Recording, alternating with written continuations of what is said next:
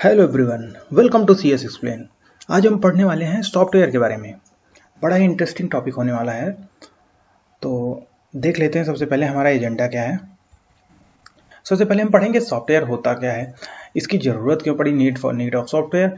फिर उसके बाद categories of software, different categories. तो कितने तरह के होते हैं, जैसे system software, programming tools, application software. तो ये इन सब के बारे में हम लोग पढ़ेंगे। तो आगे बढ़ने से पहले सबसे पहले मैं ये आपसे ये कहूँगा कि अगर आपने मेरे चैनल को सब्सक्राइब नहीं किया है तो हमारे चैनल को सब्सक्राइब करिए, बेल आइकन प्रेस करिए to get the latest update.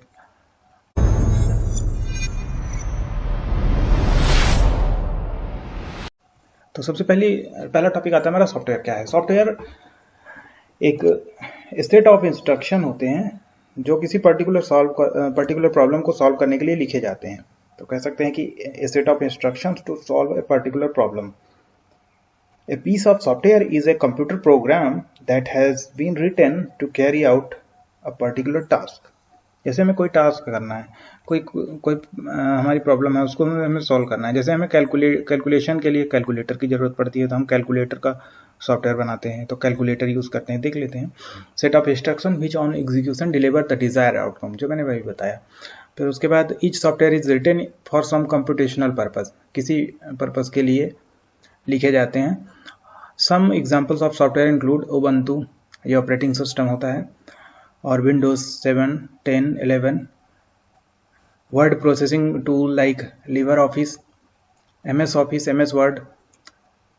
ठीक है, लिवर ऑफिस जो होता है ये लिनक्स, ये जैसे माइक्रोसॉफ्ट में MS ऑफिस होता है, लिनक्स में लिवर ऑफिस होता है। VLC मीडिया प्लेयर जिसमें हम वीडियो देखते हैं। Photo editors like gym, GNU image manipulator, उसके बाद एंड लिवर ऑफिस ड्रॉ, ऐसे बहुत सारे हैं।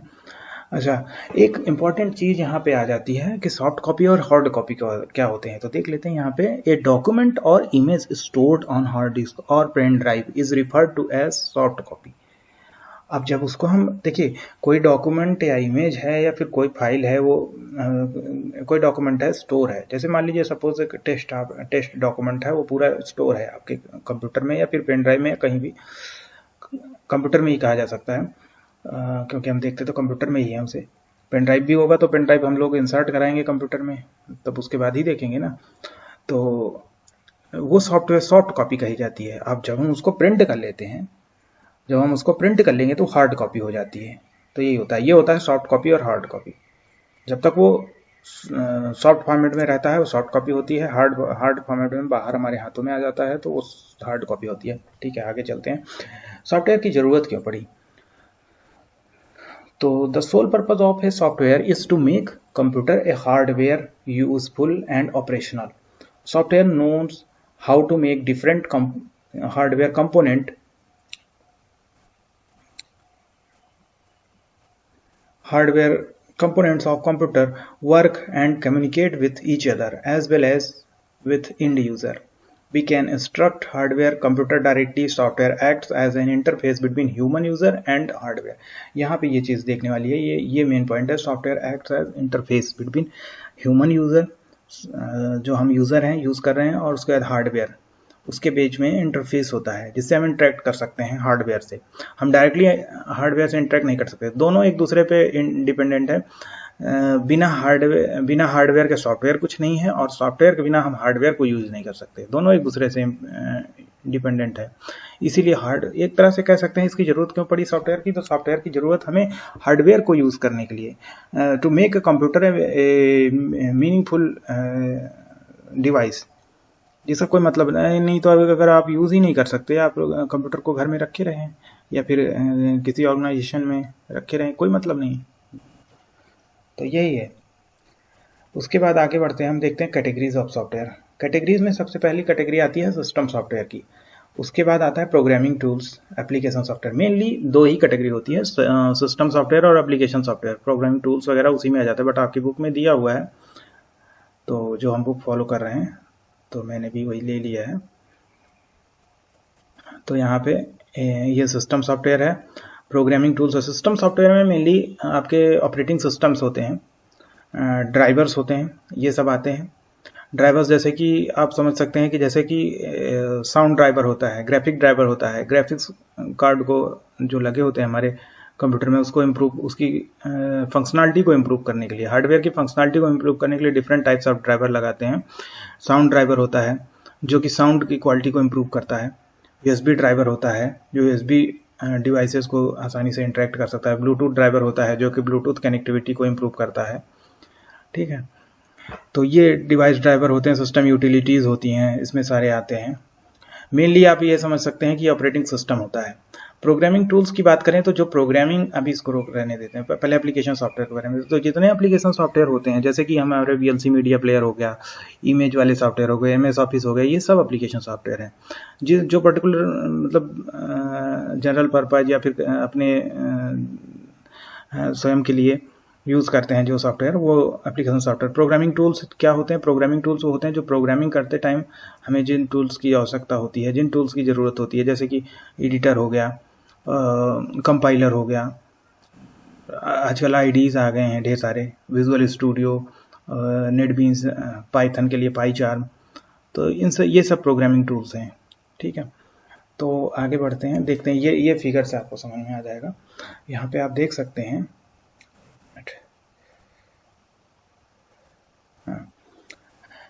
सबसे नीचे यहाँ पे ये आपको हार्डवेयर दिखेगा। ठीक है, ये आपका हार्डवेयर है, बीच में हमारे सॉफ्टवेयर हैं, ये यूजर इंटरफेस होता है।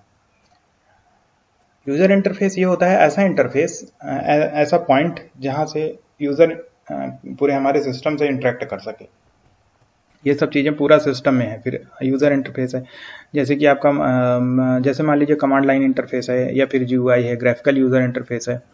तो ऐसा है, आप कमांड से इंस्ट्रक्शन दे रहे हैं कंप्यूटर को, या फिर आप माउस से दे रहे हैं, या फिर आप आजकल वर्बल भी, आप वॉइस बेस्ड सिस्टम भी है, तरह तरह से आजकल सिस्टम्स आ रहे हैं। तो कैसे आप किस तरह से इंटरेक्ट हो रहे हैं, वही है यूज़र इंटरफेस। और ये यूज़र है, यहाँ पे इंड यूज़र, यहाँ पे हम लोग बैठे हुए हैं।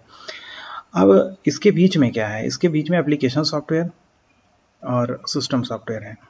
अब सिस्टम सॉफ्टवेयर कितने तरह का होता है? सिस्टम सॉफ्टवेयर देखिए, system utilities, operating system, device drivers, ये सारे होते हैं। सिस्टम यूटिलिटीज़ में ढेर सारे डिफरेंट टाइप्स ऑफ, अभी हम आगे देखेंगे। तो ये सिस्टम सॉफ्टवेयर हो गया, और इसके ऊपर वाली लेयर पे एप्लीकेशन सॉफ्टवेयर और प्रोग्रामिंग टूल्स होते हैं, जो कि प्रोग्रामिंग टूल्स का यूज़ करके हम प्रोग्राम्स को कंपाइल करते हैं, रन कराते हैं, एग्जीक्यूटेबल बनाते हैं, जो भी करते हैं। और एप्लीकेशन सॉफ्टवेयर का यूज़ करते हैं हम अपने सुविधाओं के लिए। और उसके बाद यहाँ पे ये लिखा हुआ है proprietary software, freeware, free and open source software, FOSS. तो ये एक कमर्शियल पर्पज से सॉफ्टवेयर की कैटेगराइजेशन है कि कितने तरह के होते हैं। एक तो होते हैं फ्री एंड ओपन सोर्स होते हैं, ये हम आगे देखेंगे, proprietary software, freeware.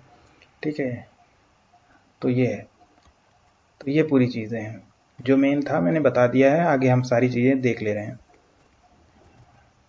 System software. System software is a software that provides the basic functionality to operate computer by interacting directly with its constituent hardware is termed as system software. यहाँ पे आप देख सकते हैं कि डायरेक्टली इंटरेक्ट कर रहा है हमारा सिस्टम सॉफ्टवेयर, डायरेक्टली हार्डवेयर से इंटरेक्ट करता है तुरंत सबसे पहले। उसके बाद एप्लीकेशन सॉफ्टवेयर उसके ऊपर उसमें इंस्टॉल होते हैं, जैसे कोई ऑपरेटिंग सिस्टम है उसमें इंस्टॉल होंगे। ठीक है, उसके बाद system software knows how to operate and use different hardware components of computer. It provides services directly to the end user और सम अदर सॉफ्टवेयर। एग्जांपल्स क्या हैं? जैसे ऑपरेटिंग सिस्टम हो गया, सिस्टम यूटिलिटीज, डिवाइस ड्राइवर्स। एक एक करके देख लेते हैं। ऑपरेटिंग सिस्टम क्या है? System software that operates on computer and operating system the most basic system software without which other software can not work. हम जो भी सॉफ्टवेयर, जो भी एप्लीकेशन सॉफ्टवेयर या फिर और दूसरे सॉफ्टवेयर इंस्टॉल करते हैं, चाहे वो सिस्टम यूटिलिटीज़ हो या डिवाइस ड्राइवर हो, सब इसी पे इंस्टॉल होते हैं, इसी में इंस्टॉल होते हैं। जैसे हमने विंडोज़ यूज़ कर रहे हैं तो उसमें इंस्टॉल होते हैं, उबंटू यूज़ कर रहे हैं तो उसमें ये इंस्टॉल होते हैं, या फिर और कोई लिनक्स यूज़ कर रहे हैं जैसे रेड हैट या फिर सेंटोस, तो उसमें इंस्टॉल होते हैं, उसके ऊपर इंस्टॉल होते हैं। तो मेनली सबसे मेन सॉफ्टवेयर होता है आपके कंप्यूटर सिस्टम का ऑपरेटिंग सिस्टम। फिर उसके बाद आएगा आपका the operating system manages the other application and provides access and security to user, जैसे Windows, Linux, Macintosh, Ubuntu, Fedora, Android भी ऑपरेटिंग सिस्टम है, iOS भी है, एट्सेट्रा। उसके बाद सिस्टम यूटिलिटीज़ की बात करेंगे। सिस्टम यूटिलिटीज़ क्या होती हैं? Software used for maintenance and configuration of computer system is called system utilities. ठीक है, जो इसके मेंटेनेंस और कॉन्फ़िगरेशन के लिए यूज होता है कंप्यूटर सिस्टम के लिए, उसे कहते हैं हम सिस्टम यूटिलिटीज़। कुछ सिस्टम यूटिलिटीज ऑपरेटिंग सिस्टम के साथ आती हैं, उसके साथ इनबिल्ट रहते हैं, और कुछ हम बाद में इंस्टॉल करते हैं। जैसे उसके साथ कौन सा, जैसे डिस्क फ्रेगमेंटेशन, फ्रेगमेंट करने के लिए फॉर्मेटिंग यूटिलिटीज़, जैसे ऑटोमेटिकली फॉर्मेट हो जाता है हमारा डिस्क, और सिस्टम रिस्टोर यूटिलिटीज़, हमें रिस्टोर पॉइंट होता है, वो स्टोर हो जाता है। जैसे आप एंड्रॉयड फ़ोन में भी देखेंगे रिस्टोर करने के लिए ऑप्शन रहता है, तो वो सिस्टम यूटिलिटीज़ के अंडर आता है। Another set of utilities are these are those which are not shipped with operating system, जो ऑपरेटिंग सिस्टम के साथ नहीं आता, जैसे एंटीवायरस सॉफ्टवेयर हो गया, डिस्क क्लीनर टूल हो गया, डिस्क कंप्रेशन, ये एक तरह से थर्ड पार्टी एप्लीकेशन होते हैं, वो अपना अलग से हम इंस्टॉल करते हैं। ये भी लेकिन सिस्टम यूटिलिटीज के अंतर्गत आता है। डिवाइस ड्राइवर, इसके बाद डिवाइस ड्राइवर जो है, जो मैंने अभी बताया, जो कि हार्डवेयर कंपोनेंट होते हैं उसकी फंक्शनलिटी को इम्प्रूव करने के लिए यूज़ होता है। जैसे कि हमारा साउंड ड्राइवर के लिए साउंड क्वालिटी इम्प्रूव करने के लिए साउंड ड्राइवर, ग्राफिक के लिए ग्राफिक्स ड्राइवर, और वीडियो क्वालिटी इम्प्रूव करने के लिए वीडियो ड्राइवर, यही सब तरह तरह के होते हैं। ब्लूटूथ के लिए ब्लूटूथ ड्राइवर, यूएसबी ड्राइवर, ढेर सारे ड्राइवर होते हैं। The purpose of device driver is ensure functioning particular device when it comes to overall working of computer system, the operating system does the work, but every day new device components being added in computer system, it is not possible for operating system alone operate all the existing new devices where each has diverse characteristic। वही बात जो मैंने बताई। और device driver acts as an interface between device and operating system। ये एक interface की तरह काम करता है ऑपरेटिंग सिस्टम और डिवाइस के बीच में, उसकी ओवरऑल परफॉर्मेंस को इम्प्रूव करता है। उसके बाद प्रोग्रामिंग टूल्स की बात आती है। प्रोग्रामिंग टूल्स बहुत ही इंपॉर्टेंट टॉपिक यहाँ पे बना, आपकी बुक में बता के दिया है, और ढेर सारी चीज़ें इसमें और एक्स्ट्रा ऐड करके दिया है इन्होंने, तो हम सब सारी चीज़ें देख लेते हैं। In order to get some work done by computer we need to give instructions which are applied on input data to get desired outcome. Computer languages are developed for writing instructions. देखिए, सबसे पहला इसमें point आता है कि computer language की बात कर रहे हैं। ये computer language are developed for writing these instructions. जैसे हमें कंप्यूटर से कुछ काम करवाना है तो हमें इंस्ट्रक्शन देने होते हैं, और उस इंस्ट्रक्शन को देने के लिए हमारे पास कंप्यूटर लैंग्वेजेस हैं, उसका हम यूज़ करते हैं। हम डायरेक्टली कंप्यूटर से इंटरेक्ट नहीं कर सकते। कंप्यूटर केवल 0 और 1 को समझता है, केवल उसमें 0 और 1 होता है।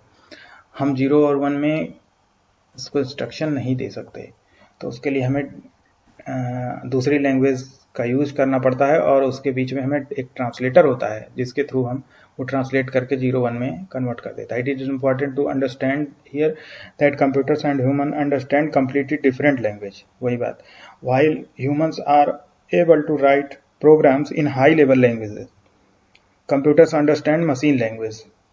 कंप्यूटर हमेशा मशीन लैंग्वेज 0 और 1 की भाषा समझता है। There is continuous need for conversion from high level to machine level language, for which translators are needed. Also to write instruction code editors are needed. ठीक है, जैसे इंस्ट्रक्शन लिखने के लिए कोड एडिटर की ज़रूरत होती है।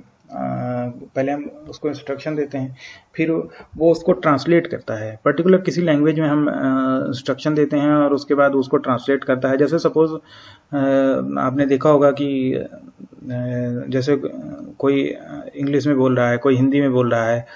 जैसे हमारे यहाँ विदेश मंत्री आते हैं और देशों के, कोई चाइनीज है तो चाइनीज भाषा में बोल रहा है, तो चाइनीज यहाँ पे कोई समझ नहीं सकता, तो एक बीच में उन्होंने ट्रांसलेटर रखे होते हैं, तो ट्रांसलेटर ट्रांसलेट करता है हिंदी में। फिर मोदी जी बोलते हैं फिर वो हमारे प्राइम मिनिस्टर मोदी जी बोलते हैं तो उसके बाद वो हिंदी में बोलते हैं हमेशा, तो हिंदी में बोलेंगे तो उसके बाद वो ट्रांसलेटर ट्रांसलेट करेगा चाइनीज़ में, तो ऐसा होता है। तो इस हिसाब से एक ट्रांसलेटर की ज़रूरत पड़ती है, मेरे कहने का सीधा यही मतलब है। तो क्लासिफिकेशन ऑफ प्रोग्रामिंग लैंग्वेजेस, अभी आगे हम देखते हैं ट्रांसलेटर क्या होते हैं। देखिए प्रोग्रामिंग लैंग्वेजेस कितने तरह की होती हैं। देखिए कंप्यूटर हमेशा 0 और 1 की भाषा समझता है। तो मेजर और प्रोग्रामिंग लैंग्वेजेस की बात करें तो दो तरह की होती हैं, एक हाई लेवल लैंग्वेज होती है, एक लो लेवल लैंग्वेज होती है। देखिए हाई जो लो लेवल लैंग्वेज होती है वो लोअर टू हार्डवेयर, मतलब हार्डवेयर के एकदम नज़दीक होती है, मतलब कि हाँ कंप्यूटर अंडरस्टैंडेबल लैंग्वेज होती है। इसको लो से आप समझ सकते हैं कि मतलब लो का मतलब नीचे, मतलब नीचे एकदम हार्डवेयर के पास होती है। तो और हाई लेवल जो कि मतलब कंप्यूटर को समझ में नहीं आती, तो उसके लिए हम ट्रांसलेटर का यूज करते हैं। तो हाई लेवल से हम लो लेवल में कन्वर्ट करते हैं। जैसे लो लेवल लैंग्वेज क्या है, low level languages are machine dependent language and include machine language and assembly language. Machine language uses ones and zeros right to write instruction which are directly understood and executed by the computer। देखिए 1 और 0 की भाषा समझता है, machine language को समझता है, ठीक है, डायरेक्टली कंप्यूटर। लेकिन मशीन लैंग्वेज में कोड लिखना बहुत ही डिफिकल्ट है। Machine is difficult as one has to remember all the operation code, हमें सारे ऑपरेशन कोड को याद करने पड़ेंगे, और फिर मशीन एड्रेसेस को।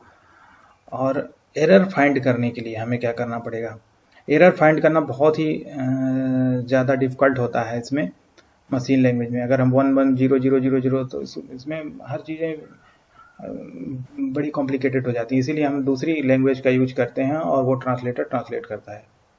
अभी हम लोगों को कह दिया जाए कि आप चाइनीज़ सीखो, चाइनीज़ सीखना कितना हमारे लिए मुश्किल का काम हो जाएगा, तो इसलिए हम ट्रांसलेटर रखते हैं, ट्रांसलेट करता है वो और चाइनीज़ लैंग्वेज को, ठीक है। इंडिया की लैंग्वेजेस आप सारी सीख सकते हैं, बट चाइनीज सीखना या फिर और कहीं की लैंग्वेज सीखना ये हमारे लिए टफ पड़ता है। To simplify the writing code assembly language was developed. बाद में असेंबली लैंग्वेज डेवलप हुई that allowed usage of English like words and symbols instead of ones and zero. देखिए इंग्लिश जो इंग्लिश वर्ड होते हैं उस तरह के शब्द इसमें यूज होते हैं। But the major drawback of writing the code in this language is that the code is computer specific। ये भी अच्छा, इसमें भी एक ड्रॉबैक आ गया कि इसका जो कोड होता है वो कंप्यूटर स्पेसिफिक होता है। जैसे कि code written of one type of CPU can not be used for another type of CPU. जैसे 8085 सीपीयू है, उस 8086 का कोड अलग होगा, 8085 का अलग होगा, तो इसमें भी प्रॉब्लम हो गई। तो हमें ऐसा चाहिए, ऐसा हमें ऐसी हमें लैंग्वेज चाहिए जैसे हम लिखें और वो हर कंप्यूटर पे चल सके, ठीक है। तो इसके लिए हाई लेवल लैंग्वेजेस आई। High level languages are machine independent, वो मशीन डिपेंडेंट होती है, ये मशीन इनडिपेंडेंट है। And are simpler to write code into, ठीक है, इसमें आसानी से, ये भी इंग्लिश लाइक सेंटेंसेज होते हैं। And each high level language follow set of rules similar natural languages. जैसे नेचुरल लैंग्वेजेस एक सेट ऑफ रूल फॉलो करती है, जैसे इंग्लिश, हिंदी है, ये सब इसका अलग अलग ग्रामर होता है, इन लोगों का भी ग्रामर होता है कंप्यूटर लैंग्वेजेस का। However, these languages are not directly understood by the computer, hence translators are needed। Translators की ज़रूरत पड़ती है हमें। जैसे अब हाई लेवल लैंग्वेजेस कौन सी हैं, C++ है, जावा है, पाइथन है, आर है, ठीक है, पर्ल है, बहुत सारी हैं। तो अब यहाँ पे ये फिगर से आप समझ सकते हैं। देखिए यहाँ पे कोड इन हाई लेवल लैंग्वेज, तो हाई लेवल लैंग्वेज में जो कोड लिखा गया उसको सोर्स कोड कहते हैं। हमने कोड लिखा, जैसे सपोज हमने पाइथन में लिखा तो सोर्स कोड हो गया। सोर्स कोड को कैसे आइडेंटिफाई करते हैं हम, तो हम क्या करते हैं कि हम उसको एक एक्सटेंशन के थ्रू लिखते हैं। जैसे सी है तो डॉट सी से सेव कर देंगे, जावा है तो डॉट जावा, पाइथन का है तो डॉट पाई, ऐसे लिख देते हैं ना, .py .cpp ऐसे करके। तो एक्सटेंशन से पता चलता है कि ये किस लैंग्वेज का कोड है। डॉट जावा का। तो यहाँ पे सोर्स कोड हमें दिया जाता है लैंग्वेज ट्रांसलेटर को, ट्रांसलेट करता है, सिंपल सी बात है। बस इसमें ज़्यादा कंफ्यूज होने की ज़रूरत नहीं है। बहुत बच्चे बहुत सारे कंफ्यूज हो जाते हैं। सिंपली आपकी लैंग्वेज, आप दूसरी लैंग्वेज जानते हो, कंप्यूटर दूसरी लैंग्वेज जानता है। उसको सोच लीजिए आप वो कोई दूसरा बंदा है दूसरे देश का, और वो आपकी भाषा समझ नहीं पा रहा है, तो हमें ट्रांसलेटर की ज़रूरत पड़ रही है, हमें ट्रांसलेटर की ज़रूरत पड़ रही है। और हम उसके ट्रांसलेटर की मदद से हम मशीन लैंग्वेज कोड जनरेट करते हैं, जिसको ऑब्जेक्ट कोड कहते हैं। कोई पूछे ऑब्जेक्ट कोड क्या है, तो मशीन लैंग्वेज कोड है ऑब्जेक्ट कोड। ठीक है, उसका फिर उसके बाद उसको लेके एग्जीक्यूटेबल बनाते हैं, हम उसको रन कराते हैं तो हमारा कोड रन होता है। फिर लैंग्वेज ट्रांसलेटर देख लेते हैं क्या है। The program code written in assembly or high level language is called source code. वही बात जो मैंने अभी बताई, वही सारी बातें लिखी हुई हैं। And we have different types of computer languages, different translators are needed to convert the source code to machine code. The three translators used in computer system are assembler, compiler and interpreter. देखिए अब तीनों को देख लेते हैं। देखिए कितने तरह के ट्रांसलेटर होते हैं, असेंबलर, कंपाइलर एंड इंटरप्रेटर। तो देख लेते हैं असेंबलर क्या होता है। The translator used to convert the code written in assembly language to machine language. देखिए असेंबलर क्या करता है, असेंबली लैंग्वेज में जो कोड लिखा होता है उसको कन्वर्ट करता है मशीन लैंग्वेज में। और each assembler can understand a specific microprocessor instruction set only and hence machine code is not portable. Okay, तो ये यूनिक होता है, पोर्टेबल नहीं है। इसको एक सिस्टम से दूसरे सिस्टम में नहीं ले जा सकते। ठीक है, हर सिस्टम का एक यूनिक कोड होता है। तो उसके बाद आता है compiler. To convert the code written in high level language to machine level language.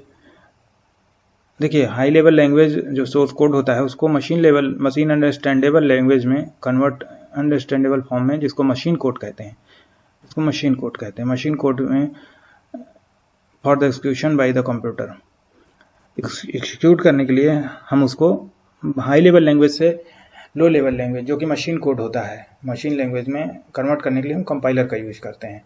Compilers convert the source code into machine code if the code follows all syntactic rule and language.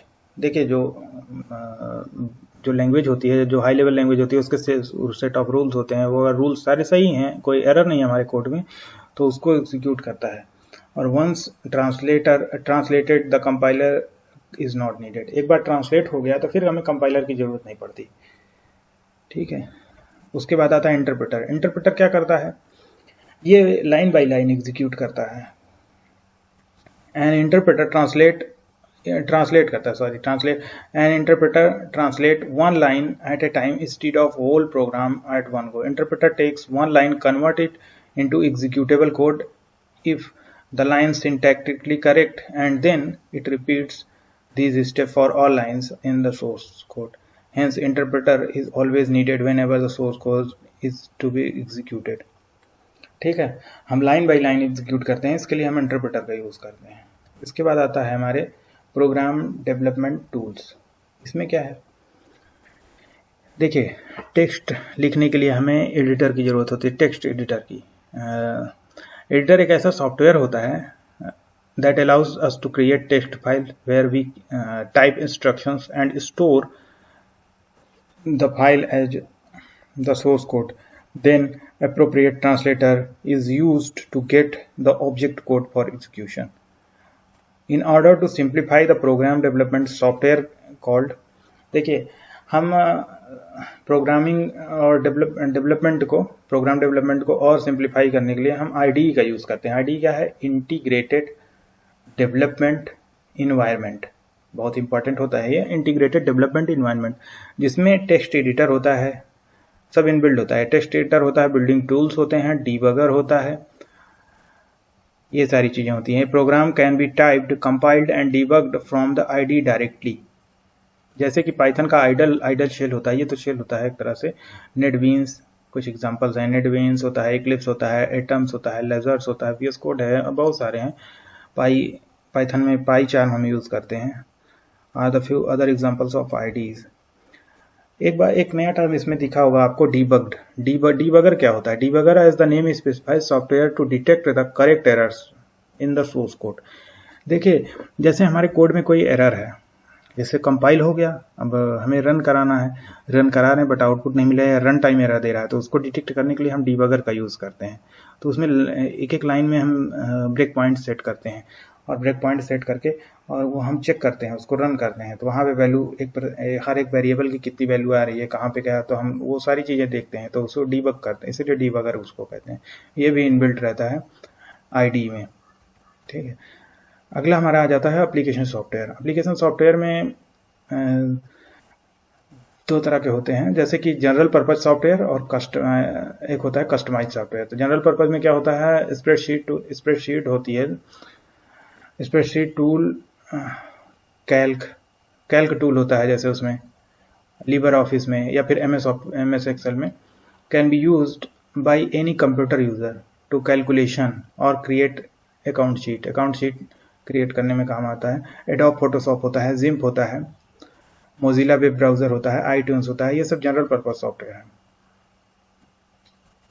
उसके बाद customise software क्या होते हैं, some examples of user defined, इनको user defined softwares कहते हैं। जैसे कि हमें कोई वेबसाइट की जरूरत है, तो हमें किसी स्कूल की वेबसाइट बनवानी है, तो हम डेवलपर के पास जाएंगे, हम उनसे कांटेक्ट करेंगे और वो हमें एक वेबसाइट बना के देंगे, तो हम अपने अपने हिसाब से कस्टमाइज्ड सॉफ्टवेयर को बनवाएंगे कि हमें ऐसा सॉफ्टवेयर चाहिए, ऐसा ऐप चाहिए, स्कूल मैनेजमेंट सॉफ्टवेयर चाहिए, लाइब्रेरी मैनेजमेंट चाहिए, अकाउंटिंग सॉफ्टवेयर चाहिए, तो हम डेवलपर को बताएंगे, इंस्ट्रक्शन देंगे कि भाई हमारा ऐसे कर दो, ऐसे सॉफ्टवेयर, इसमें इतने पेजेस होने चाहिए, ये वेबसाइट है इसमें इतने पेज होने चाहिए, 1 पेज वेबसाइट चाहिए हमें।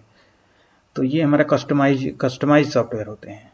इट इज सिमिलर टू, देखिए it is similar to buying a piece of cloth and getting tailored made garment.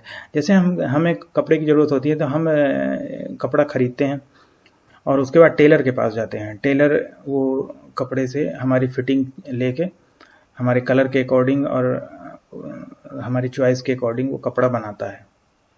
Sorry, हमारे कलर के नहीं, हमने अपने कलर का कपड़ा लेते हैं, फिर जैसा हमें फैब्रिक चाहिए होता है वैसा हम लेते हैं, उसके बाद हमारी फिटिंग के अकॉर्डिंग वो कपड़ा बनाता है, हमारी फिटिंग के अकॉर्डिंग। ओके, तो ये उसी तरह से होता है, ये रियल लाइफ एग्जांपल मैं बता रहा था आपको। तो इसी तरह से कस्टमाइज सॉफ्टवेयर होते हैं, इसको हम जैसे चाहें वैसे बनवा सकते हैं, ठीक है। हमें जैसे बहुत सारे एग्जांपल हैं, जैसे कि हमें स्कूल की बात करें तो स्कूल के लिए या फिर एनसीईआरटी बुक्स के लिए हम कोई ऐप बनवाना चाहते हैं जिसमें एनसीईआरटी बुक्स हो, या हमारे स्कूल के बच्चों का जैसे बास्केटबॉल मैच हो रहा है, तो उनके लिए जैसे स्कोर काउंट करने के लिए हमें एक बंदे को बैठाना पड़ता है कि हाँ भाई काउंट करो, इधर इधर के टीम में कितने काउंट, तो हमेशा कभी कभी गलत हो जाते हैं स्कोर, तो उसके लिए एक ऐप हम उसमें एंट्री करने के लिए जो कैलकुलेट करता रहे कितना स्कोर हुआ, कौन टीम विन हो रही है। इस तरह से ये इंटरेस्टिंग ऐप्स होते हैं। बहुत सारी कस्टमाइज सॉफ्टवेयर होते हैं, जैसे हम चाहें उसे अपने हिसाब से कस्टमाइज कर सकें, अपने हिसाब से उसमें बदलाव कर सकें। उसके बाद हम कमर्शियल पर्पज से अगर देखें तो सबसे पहले आता है, अगर सॉफ्टवेयर की बात करें तो free and open source software. तो free and open source software क्या होते हैं, जैसे the developer of some company, एक minute, developers of some company, developer of some application software provide their source code.